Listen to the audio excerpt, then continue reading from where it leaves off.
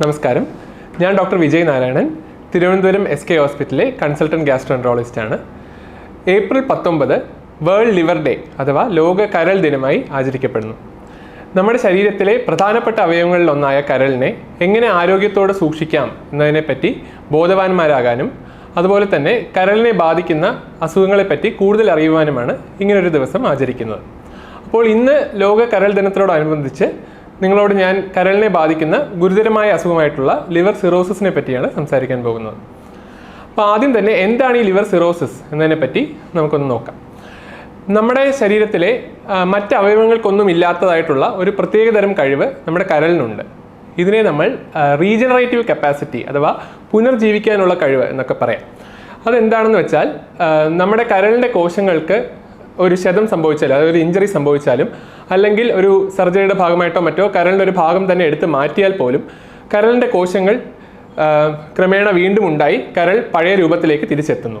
പക്ഷേ നമ്മുടെ കരളിന് തുടർച്ചയായി ക്ഷതം സംഭവിച്ചുകൊണ്ടിരിക്കുകയാണെങ്കിൽ, അതായത് നമ്മൾ തുടർച്ചയായിട്ട് മദ്യപിച്ചുകൊണ്ടിരിക്കുകയോ അല്ലെങ്കിൽ അനാരോഗ്യകരമായ ഒരു ജീവിതശൈലി കാരണം തുടർച്ചയായി കരളിൽ കൊഴുപ്പടിഞ്ഞുകൊണ്ടിരിക്കുകയോ അങ്ങനെ റിപ്പീറ്റഡ് ആയിട്ട് ലിവറിന് ഇഞ്ചറീസ് വന്നുകൊണ്ടിരിക്കുകയാണെങ്കിൽ കരളിന് ക്രമേണയായിട്ട് ഈ റീജനറേറ്റീവ് കപ്പാസിറ്റി നഷ്ടപ്പെടുകയും കരൾ ചുരുങ്ങി കൃത്യമായി പ്രവർത്തിക്കാത്ത ഒരവസ്ഥയിലേക്ക് എത്തുകയും ചെയ്യുന്നു.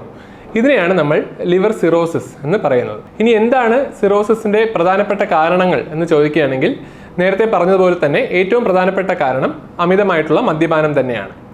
രണ്ടാമതായിട്ട് മദ്യപാനം പോലെ തന്നെ പ്രധാനമാണ് ജീവിതശൈലി രോഗങ്ങൾ, അതായത് അനിയന്ത്രിതമായ പ്രമേഹം, അമിതവണ്ണം, രക്തസമ്മർദ്ദം, ഉയർന്ന കൊളസ്ട്രോൾ, ഇവയെല്ലാം കൂടി നമ്മൾ മെറ്റബോളിക് സിൻഡ്രോം എന്നാണ് പറയുന്നത്. അപ്പോൾ ഇത്തരത്തിൽ മെറ്റബോളിക് സിൻഡ്രോം ഉള്ള ആൾക്കാരിൽ കരളിൽ കൊഴുപ്പടിയുകയും non alcoholic fatty liver disease എന്ന അസുഖം ഉണ്ടാവുകയും ചെയ്യുന്നു.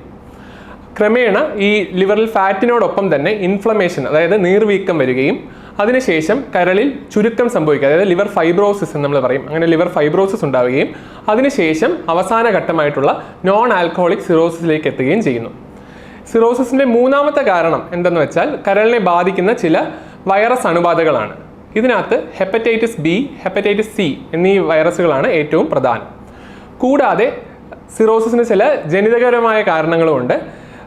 കരളിൽ കോപ്പർ അടിയുന്ന വിൽസൺസ് ഡിസീസ് എന്ന് പറയുന്ന അസുഖം, അതേപോലെ തന്നെ കരളിലെ അയൺ കണ്ടന്റ് കൂടുന്ന ഹീമോക്രോമറ്റോസിസ് എന്ന് പറയുന്ന അസുഖം, അതുപോലെ തന്നെ നമ്മുടെ രോഗപ്രതിരോധ ശേഷിയിലെ ചില വ്യത്യാസങ്ങൾ കാരണം നമ്മുടെ ശരീരം തന്നെ നമ്മുടെ ലിവറിനെതിരെ ആൻറ്റിബോഡീസ് ഉണ്ടാക്കി ലിവറിനെ നശിപ്പിക്കുന്ന ഓട്ടോ ഇമ്മ്യൂൺ ഹെപ്പറ്റൈറ്റിസ് എന്ന് പറയുന്ന അസുഖവും ഒക്കെ സിറോസിസിന് കാരണമാകാവുന്നതാണ്. ഇനി ലിവർ സിറോസിസിൻ്റെ ലക്ഷണങ്ങൾ എന്തൊക്കെയാണ് എന്ന് ചോദിക്കുകയാണെങ്കിൽ, ആരംഭഘട്ടത്തിൽ സിറോസിസിന് പ്രത്യേകിച്ച് യാതൊരുവിധ രോഗലക്ഷണങ്ങളും ഉണ്ടാകില്ല എന്നുള്ളതാണ് വാസ്തവം.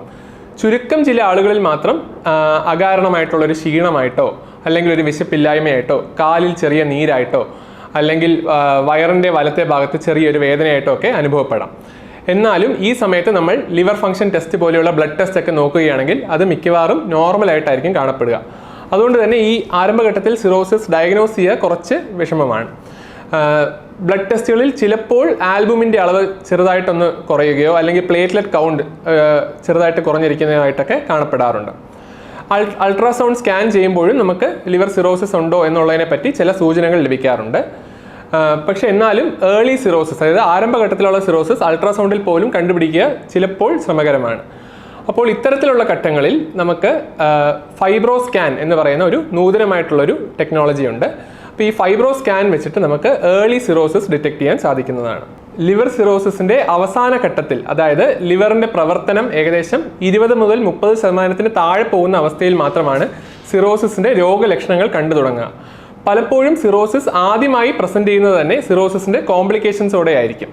അപ്പം എന്തൊക്കെയാണ് ഈ സിറോസിസിൻ്റെ കോംപ്ലിക്കേഷൻസ് അഥവാ സങ്കീർണതകൾ എന്ന് പറയുകയാണെങ്കിൽ, ഒന്നാമതായി രക്തം ഛർദ്ദിക്കുക, പിന്നെ മലത്തിലൂടെ രക്തം കറുത്ത് കരിക്കട്ട പോലെ പോവുക, പിന്നെ വയറിൽ വെള്ളം കെട്ടി വയർ വീങ്ങി വരുന്ന അസൈറ്റിസ് എന്ന് പറയുന്ന അവസ്ഥ, അതുപോലെ തന്നെ സിറോസിസ് കാരണം തലച്ചോറിനെ ബാധിക്കുന്ന അവസ്ഥ, അതിനെ നമ്മൾ ഹെപ്പാറ്റിക് എൻസെഫലോപ്പതി എന്ന് പറയും.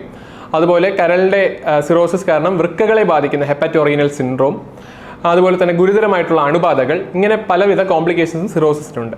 കൂടാതെ സിറോസിസിൻ്റെ മറ്റൊരു സങ്കീർണത കരളിനെ ബാധിക്കുന്ന ക്യാൻസർ അഥവാ ഹെപ്പറ്റോസെല്ലുലാർ ക്യാൻസർ ആണ്. സിറോസിസ് രോഗികളിൽ പ്രതിവർഷം ഏകദേശം 2 മുതൽ 6% ആളുകളിൽ ക്യാൻസർ ഡെവലപ്പ് ചെയ്യുന്നതായിട്ട് കാണാറുണ്ട്. ഇനി സിറോസിസിൻ്റെ ചികിത്സയെ പറ്റി പറയുകയാണെങ്കിൽ പല രോഗികളും ഞങ്ങളോട് ചോദിക്കുന്ന ഒരു ചോദ്യമുണ്ട്, സിറോസിസിന് മരുന്ന് കഴിച്ച് മാറ്റാൻ പറ്റുമോ എന്നുള്ളത്. അപ്പോൾ ഇതിനുള്ള ഉത്തരം എന്ന് പറയുന്നത്, സിറോസിസ് എന്ന് പറയുന്നത് കരളിൽ വരുന്ന പെർമനൻ്റ് ആയിട്ടുള്ള ഒരു ഡാമേജ് ആണ്. അതുകൊണ്ട് മരുന്നുകൾ നൽകി സിറോസിസിനെ പൂർണ്ണമായും മാറ്റുക എന്നുള്ളത് അസാധ്യമാണ്. സിറോസിസിന് മുമ്പുള്ള ഫാറ്റി ലിവർ എന്ന് പറയുന്ന സ്റ്റേജിൽ നമുക്ക് കരൾ രോഗം കണ്ടുപിടിക്കുകയാണെങ്കിൽ നമുക്ക് കൃത്യമായ ജീവിതശൈലി മാറ്റങ്ങളിലൂടെയും മരുന്നുകളിലൂടെയും ലിവർ തിരിച്ച് നോർമൽ ആക്കാവുന്നതാണ്. പക്ഷേ സിറോസിസ് ആയിക്കഴിഞ്ഞാൽ അത് പൂർണ്ണമായും മാറ്റുക എന്നുള്ളത് അസാധ്യമാണ്. എന്നാലും സിറോസിസിൻ്റെ കാരണം എന്താണെന്ന് കൃത്യമായി കണ്ടുപിടിച്ച്, അതായത് ഇപ്പം മദ്യപാനം കാരണമുള്ള സിറോസിസ് ആണെങ്കിൽ മദ്യപാനം കംപ്ലീറ്റ് ആയിട്ട് ഒഴിവാക്കി അതിനുള്ള മരുന്നുകൾ കഴിക്കുക. അതേപോലെ ജീവിതശൈലി രോഗങ്ങൾ കാരണമുള്ള സിറോസിസ് ആണെങ്കിൽ കൃത്യമായി പ്രമേഹത്തിനും രക്തസമ്മർദ്ദത്തിനും കൊളസ്ട്രോളിനൊക്കെയുള്ള മരുന്നുകളും കഴിച്ച് നമ്മുടെ ശരീരഭാരവും കുറയ്ക്കുക. അതുപോലെ വൈറസുകൾ കാരണം ഹെപ്പറ്റൈറ്റിസ് ബി, ഹെപ്പറ്റൈറ്റിസ് സി വൈറസുകൾ കാരണമുള്ള ഹെപ്പറ്റൈറ്റിസ് ആണെങ്കിൽ അതിന് വളരെ എഫക്റ്റീവായിട്ടുള്ള മരുന്നുകൾ ലഭ്യമാണ്, അതിനുള്ള മരുന്നുകൾ നൽകുക. ഓട്ടോ ഇമ്യൂൺ ഹെപ്പറ്റൈറ്റിസ് കാരണമുള്ള സിറോസിസ് ആണെങ്കിൽ ചിലപ്പോൾ നമുക്ക് സ്റ്റിറോയിഡ് പോലുള്ള മരുന്നുകൾ നൽകേണ്ടി വരും. അങ്ങനെ കൃത്യമായി എന്താണ് സിറോസിസിന് കാരണം എന്ന് കണ്ടുപിടിച്ച് ചികിത്സിക്കുകയാണെങ്കിൽ സിറോസിസ് ഒരു പരിധി വരെ നമുക്ക് തടഞ്ഞു നിർത്തുകയും നല്ലൊരു റിക്കവറി ഉണ്ടാവുകയും ചെയ്യുന്നതായിട്ട് കാണാറുണ്ട്. പിന്നെ നമുക്ക് കരളിലോട്ടുള്ള പ്രഷർ കുറയ്ക്കാൻ വേണ്ടിയുള്ള ചില മരുന്നുകളുണ്ട്. അതേപോലെ ആൽബുമിൻ എന്ന് പറയുന്ന പ്രോട്ടീൻ ഒരു ഡ്രിപ്പ് രൂപത്തിൽ അവൈലബിൾ ആണ്. അങ്ങനെ പലതരം മരുന്നുകൾ കൊടുത്ത് നമുക്ക് സിറോസിസിൻ്റെ പ്രോഗ്രഷൻ തടയാവുന്നതാണ്. അപ്പോൾ ഈ മരുന്ന് ചികിത്സ കൊണ്ട് സിറോസിസിൽ നമ്മൾ ഉദ്ദേശിക്കുന്നത് സിറോസിസ് പൂർണ്ണമായും മാറ്റാനല്ല, പക്ഷെ മറിച്ച് സിറോസിസിൻ്റെ ഒരു പ്രോഗ്രഷൻ തടയാനും അതുപോലെ തന്നെ സിറോസിസ് കോംപ്ലിക്കേഷൻസിലേക്ക് എത്തുന്നത് തടയാനും അതുപോലെ സിറോസിസ് രോഗിയുടെ ഒരു ക്വാളിറ്റി ഓഫ് ലൈഫ് ഇംപ്രൂവ് ചെയ്യാനുമാണ്. എന്നാൽ മരുന്നിനോട് പ്രതികരിക്കാത്ത ചില കണ്ടീഷനുകളിൽ, അതായത് വയറിൽ നിന്ന് സ്ഥിരമായി വെള്ളം കുത്തിയെടുക്കേണ്ടി വരുന്ന അവസ്ഥ, അല്ലെങ്കിൽ മരുന്നുകൾ കഴിച്ചിട്ടും സ്ഥിരമായി രക്തം ഛർദ്ദിക്കുക, സ്ഥിരമായി തലച്ചോറിനെ ബാധിച്ച് ഹെപ്പാറ്റിക് എൻസെഫലോപ്പതി വരിക, അങ്ങനെ മരുന്നുകളോട് പ്രതികരിക്കാത്ത സിറോസിസിൻ്റെ കോംപ്ലിക്കേഷൻസ് ഉള്ള അവസ്ഥയിൽ സിറോസിസിന് ഒരു പെർമനൻറ്റ് സൊല്യൂഷൻ എന്ന് പറയുന്നത് കരൾ മാറ്റിവെക്കൽ ശസ്ത്രക്രിയ അഥവാ ലിവർ ട്രാൻസ്പ്ലാന്റേഷൻ ആണ്. അപ്പോൾ ഈ ലിവർ ട്രാൻസ്പ്ലാന്റേഷൻ സർജറിയിൽ നമ്മൾ ഈ പ്രവർത്തിക്കാത്ത കരൾ എടുത്ത് മാറ്റിയിട്ട് അതിന് പകരമായി ഒരു ഡോണറിൽ നിന്നും ഒരു ഹെൽത്തി ആയിട്ടൊരു ലിവറിൻ്റെ ഭാഗം അവിടെ ഘടിപ്പിക്കുന്നു. അപ്പോൾ ഈ ഹെൽത്തി ആയിട്ടുള്ള ലിവറിൻ്റെ ഭാഗം കൃത്യമായി പ്രവർത്തിക്കുകയും ഒരു 1-2 മാസത്തിനകം അത് വളർന്ന് പൂർണ്ണ രൂപത്തിലെത്തുകയും ചെയ്യുന്നു.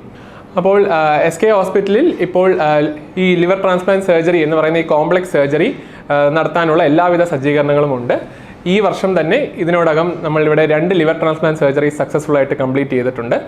കൂടാതെ SK ഹോസ്പിറ്റലിൽ എല്ലാവിധ കരൾ രോഗങ്ങളുടെയും രോഗനിർണയത്തിനും അതേപോലെ തന്നെ ചികിത്സയ്ക്കുമായിട്ട് പ്രത്യേകമായിട്ടൊരു ലിവർ ക്ലിനിക് തന്നെ ആരംഭിച്ചിട്ടുണ്ട്. അപ്പോൾ ഈ കരൾ ദിനത്തിൽ എനിക്ക് നിങ്ങളെ എല്ലാവരെയും ഓർമ്മിപ്പിക്കാനുള്ള കാര്യം എന്തെന്ന് വെച്ചാൽ, നമ്മുടെ പ്രധാനപ്പെട്ട അവയവമായ കരളിനെ കൃത്യമായ ജീവിതശൈലി മാറ്റങ്ങളിലൂടെ ആരോഗ്യമായും രോഗവിമുക്തമായും നിലനിർത്താനുള്ള എല്ലാ ശ്രമങ്ങളും നടത്തുക എന്നുള്ളതാണ്. Thank you.